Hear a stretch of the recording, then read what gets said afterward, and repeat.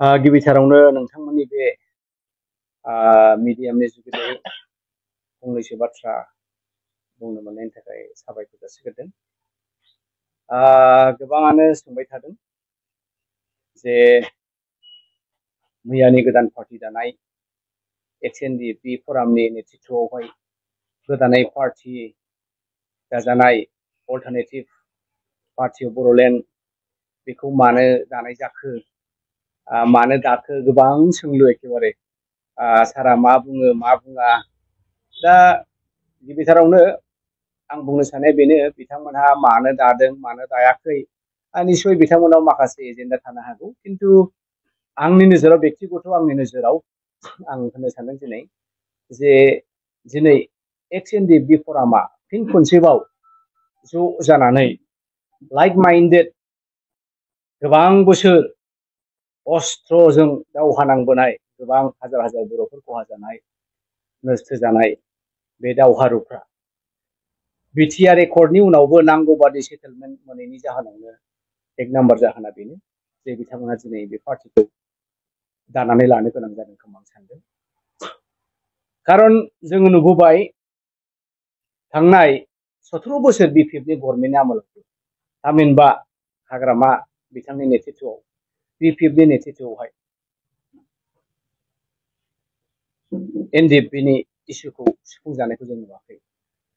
रन्जन नाब्ला आरो बिथांमोनजों हमजानाय गोबां जोहोलाव बर' जोहोलावफोरखौ हगारजानायखौ जों नुवाखै। खारन जों मिथिबोदों बियो पलिटिकेल प्रेसारा जायोमोनब्ला हाग्रामानि नेतृत्वआव चन्दन ब्रह्म बिथांमोननि नेतृत्वआव खाम्फा बरगयारिमोननि नेतृत्वआव बै समावनो रन्जन नाब्लाजों लोगोसे NDPनि बिथांमोना गनायनो गोबां सुबिदा दंमोन, नाथाय बिथांमोना बे दायित्वखौ लाबोआखै। बेनि उनावहाय नै बिटिआर एकर्डनि उनावबो बुंनो थाङोब्ला बे NDPनि एकर्डमोन। बिथांमोननि गेजेरावहाय गबिन्द गद आरो धीरेन गदनि थाखाय दिनै NDPआ जेरै सिगाङावबो गावसा गावसिमोन आरो गावसानानै थाबावबाय। दा बेनि जाहोनाव बिथांमोनहा जेबायदि NDP हिसाबै सुबिदा मोननांगौमोन बा बिथांमोननि दाबि दावाफ्रा सुफुंजानांगौमोन, बिथांमोननि साननाय हनाय बेसिकेलि जेराव जोबजानाय आरो खहा जानाय न'खरफोरनि कम्पेनसेसन जेरै मोननांगौ बिथांमोनहा मोनाखै बा थगायजादों। बिनि थाखाय निस्सय बिथांमोनहा नैबे पार्टीखौ दानो गोनां जादों। खारन जों नुयो दिनैनि दिनावहाय इन्डियानि गासैबो समस्यानो जों नुबोदों तेलेंगाना रायजो बिनाय, विदर्भा रायजो बिनाय, सोरबा बड'लेण्ड बिनाय,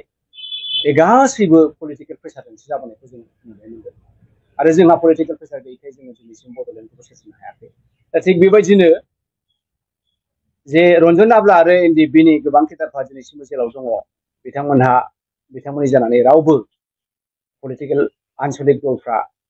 प्रेसार होआखै, बेखायनो बिथांमोना गवाखै। हयथ' बिनि थाखायनो दिनै बे XNDP फरामा खौसे ज' जथुमनानै बे गोदान पार्टीखौ दादों खोमा। नाथाय बेवहायनो जों बेखौबो सानदों, नंगौ NDPआ गावहानो मोनसे हाथियार थाखाय आन्दलननिफ्राय लानानै दिनैसिमबो बिथांमोना गावनि समस्याखौ गावसोरनो सुफुंनांगोन। नाथाय बाथ्राया जाहैबाय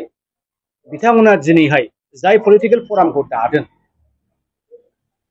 बिथांमोनहा सोरनिबा बोसोन सोरनिबा आशीर्बादजों दाफुङाखैथ' बा सोरनिबा एडभाइसआव सोरनिबा बिथिङाव बे पार्टीखौ दायाखैथ'।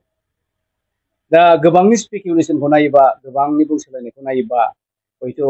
बिथांमोननि बे गोदान पार्टी दानायनि आन्दोआव सोर गैयाखै। दा बियो मारब्ला बिथांमोना गावसोरनो पलिटिकेल हान्जा दानानै गावसोरनो मोनसे प्रेसार क्रिएट खालामनो सानदोंबा NDPनि दैदेनगिरि रन्जन नाब्ला आरो बिथांमोनजों गनायनि बावहाय गेदेर सोङो। नाब्ला बिथांनि व्यक्तिगत बिथाङा जिबायदि दिनैहाय बर' हारिनि सासे लेजेन्डारि लिडार, गोबां सम बिथांनो अफार होबोदों सेन्ट्रेल गभर्नमेन्टनिफ्राय, स्टेट गभर्नमेन्टनिफ्राय, नाथाय बैफोरबायदि गिदिर गिदिर अफारखौबो बिथाङा आं कमप्रमाइज खालामा होननानै थाबोनाय मानसिया दिनै नंखाय बाखाय पलिटिकेल पार्टी दाब्रबनानै जे माबा मोनसे प्रेसार खालामनो हागोन, बे खिन्थु भुल जागोन बायदि मोनदों। दा बेखायनो आंनि फारसे बुंनो नागिरनाय बाथ्राया बेनो जे बिथांमोना दाबायब्ला बिथांमोनहा मोजां जाथों। Best of wishes to the new party, President Abu Ghazali Bitang आरो बिथांनि टीमनिसिम APCC थामहिनबा आसाम प्रदेश कंग्रेस कमिटिया अल इन्डिया कंग्रेस कमिटिया बावैसो सिगां BTC खौहाय नायसंनो थाखाय मोनसे गोदान नायसं आफाद दाना होदों बे जाहैबाय BTR कंग्रेस अबजार्भार्स कमिटि आरो बे अबजार्भार कमिटिनि चेयारमेन आंनो आरो आंजों लोगोसे साब्रै अबजार्भार मेम्बारफोर होफादों आरो मोनफ्रोमबो जिल्लायावहाय सानै सानै कोअर्डिनेटरफोर होदों दा बेखौनो उसिला लानानै आङो इतिमধ্যে बेरायजोबबाय गासै 40टा समस्तियाव बबेबा जायगायाव खननै खनथामबो जाबाय जों नुदों एबाराव कंग्रेसनि मोजांथार फिल्ड दं सिम्पल उदाहरनाव आं बुंनो सानदों जोङो दाखालि उदालगुरियावहाय मोनसे मण्डल कनभेनसनाव थांनानै सोंदों साफ्रोमबो मोनफ्रोमबो ब्लक प्रेसिडेन्टफोरनाव मण्डल प्रेसिडेन्टफोरनाव जे थांनाय लकसभायाव नोंथांमोना बेसेबां भट मोना एसेल' मोनोबा मानो मोनदों जेरै धनस्रिनि खोथाखौ होन धनस्रियाव थांनाय लकसभायाव कंग्रेसआ 19,000 मोनदों बिपिएफआ 17,000 मोनदों आरो इउपिपिएलआ 14,000 मोनदों बेखौ नायोब्ला धनस्रिया दिनैनि दिनावबो कंग्रेसनि मोनसे समस्ति देरहाथावथाव समस्ति बिनि उनाव फासनुइ सेरफां जेराव आदिबासि डमिनेटेड जोङो सोंबाय नोंथांमोनहा थांनाय लकसभा इलेक्शनाव first position second position third position बिथांमोनहा ओमफ्राय सेकेन्ड पोजिशन मानो सेकेन्ड मानो थार्ड नङा अब्ला होनबाय सार देख जोंनि केन्डिडेटआ बे जायगायाव थांनानै खनसेबो केम्पेइन खालामाखै जोंनावना ब्लक कमिटियानो दाजादों जोंनावना मण्डल कमिटियानो दाजादों जोंनावना बुथ कमिटियानो दङ बिनि मोनसेबो गैया तथापिय थामहिनबा जोङो सेकेन्ड पोजिशनाव फैदों फार्स्ट पोजिशनाव बिजेपि दा जोंनियावहाय ब्लक दङ मण्डल दङ बुथ जाबाय सार एबार जोङो एक नाम्बार पोजिशनाव फैगोन दा बेबायदिनो जों उदालगुरियाव मोनथामसो जायगाखौ इतिमধ্যে संबाय जे मोनथामाव उदालगुरियाव जों देरहायो बिनि उनावहाय तामुलपुराव फैबाय जों